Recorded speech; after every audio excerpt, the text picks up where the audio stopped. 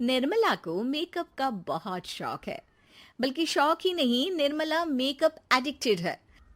उसके लिए हर दिन मेकअप कर तैयार रहना बहुत जरूरी है। ओ पति परमेश्वर, मेरा फेस पाउडर कहाँ है? कहीं अपनी भेड़ी शक्ल ठीक करने तो नहीं ले गए? मतलब उस पाउडर से सब यही करते हैं? हैं? मतलब क्या है तुम्हारा? मुझे भेड़ी शक्ल की बोलते हो? अरे ये तो तुम ही बोल रही हो, मैंने तो पाउडर के लिए बोला था।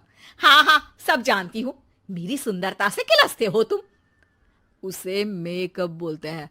अरे कभी उसके बिना बाहर निकल कर देखो, खुद का बेटा तक पहचानने से मना कर देगा। निर्मला भड़कते हुए आगे कुछ बोलने ही वाली होती है कि तभी उसकी बहू माला कमरे में आ जाती है। अरे नहीं नहीं नहीं नहीं, गुस्सा नहीं मम्मी जी।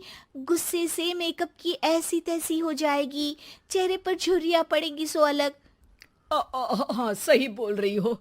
मुझे ना इस बेवकूफ इंसान पर ध्यान ही नहीं देना चाहिए। ये वैसे भी मेरी खूबसूरत और जवान स्किन से किलसते हैं।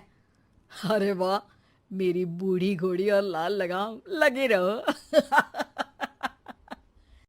ऐसा बोलकर रमेश हंसते हुए कमरे से बाहर चला जाता है, जहां उसे जतीन हॉल में बैठा मिलता है। पापा, आप क्यों सुबह से ही मम्मी की टांग खिंचाई में लग जाते हैं? मजा आता है बेटा। आज अगर बहू नहीं आती ना तो वार तो फिक्स थी। वैसे तुम यहाँ बैठे क्या गप्पे लड़ा रहे हो? ऑफिस नहीं जाना? ये कहकर रमेश ऑफिस चला जाता है और निर्मला अपना मेकअप पूरा कर सहेलियों से मिलने निकल जाती है। जहां से वो कुछ घंटों बाद घर वापस आती है तो माला उससे कहती है, मम्मी जी, मुझे करवा चौथ के लिए कुछ शॉपिंग करनी है, क्या आप मेरे साथ मार्केट चलेंगी? अरे ये तो मैं भूल ही गई थी। हाँ हाँ, अपनी उम्र छोटी करने में पति की लंबी उम्र करना कहाँ याद रहेगा। अब बहू, मुझे ना तुमसे ज्यादा शॉपिंग करनी है। कुछ देर रुको, मैं तैयार होकर आती हूँ। अरे सुबह से सजी धजी घूम रही हो, इसमें भी मार्केट जाने के लिए अलग से क्या तैयार होगी? अरे वो फ्रेंड्स के साथ किटी पार्टी वाला मेकअप था। मार्केट जाने के लिए अलग तैयार होना पड़ता है, तुम नहीं समझोगे। जी ठीक है मम्मी जी, पर थोड़ा जल्दी करना वरना मार्केट बंद हो जाएगी। निर्मला तैयार होने चली जाती है और माला उसका इंतजार करने लगती है। इस बात को पूरा 1 घंटा बीत जाता है, लेकिन निर्मला कमरे से बाहर नहीं निकल कर आती।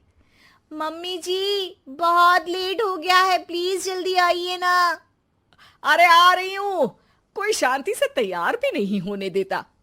ये कहते हुए जैसे ही निर्मला कमरे से बाहर निकलती है तो माला और रमेश उसे देखकर हैरान रह जाते हैं।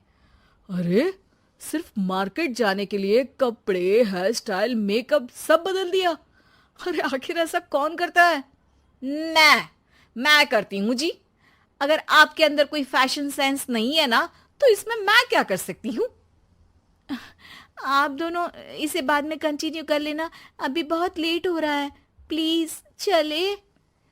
मार्केट पहुंचते ही निर्मला मेकअप की दुकान पर चढ़ जाती है और एक के बाद एक सामान देखने लगती है। मम्मी जी, प्लीज थोड़ा जल्दी कीजिए, मुझे साड़ी खरीदनी है, दुकान बंद हो जाएगी। माला बार बार निर्मला को यही बोलती रहती है, लेकिन वो तो उसकी एक भी नहीं सुनती और देखते ही देखते मार्केट की सब दुकानें बंद हो जाती है। चलो मेरी शॉपिंग तो हो गई। अरे तुम्हें कुछ नहीं खरीदना? बहुत जल्दी याद आया आपको। अब इस मेकअप को लेकर ही घर चलो, मैं कल अकेले आकर खरीद लूंगी। दोनों निर्मला के मेकअप का सामान लेकर घर वापस आ जाती हैं।